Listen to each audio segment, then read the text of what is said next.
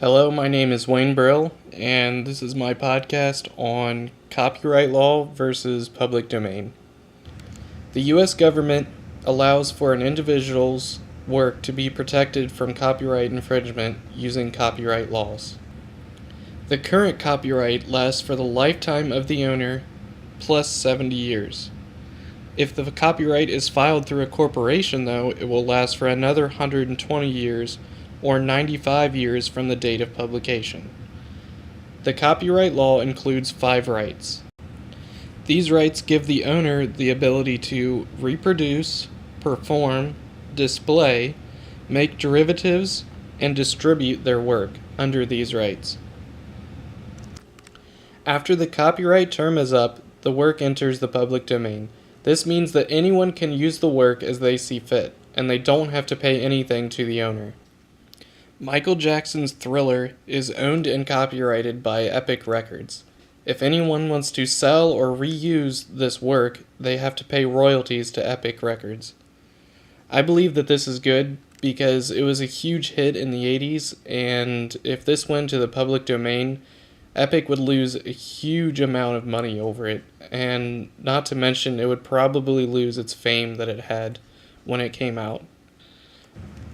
Another work is Steven Spielberg's Back to the Future. This was also created in the 1980s and is still under copyright. This means that any sequels or merchandise or anything that has any similarity to Back to the Future has to give credit back to the creator.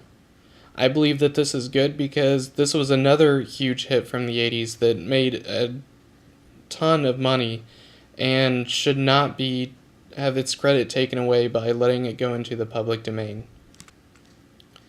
20,000 Leagues Under the Sea, written by Jules Verne in 1872, is no longer protected by copyright law. This means that it is now in the public domain and can be used by anyone in any shape or form, and does not have to give credit back to the creator. I believe that it is good that this work is in the public domain because of how old it is and how well known it is, and pretty much everyone knows who the original creator was. And so I don't believe that credit no longer needs to be given to him or any of his relatives because he's already made a huge amount of money off of it. Another work is Amazing Grace by John Newton, written in the 1800s. This is also in the public domain, meaning that anyone can reproduce this song, write it, sell it, do whatever they want with it, and they do not have to give credit back to John Newton.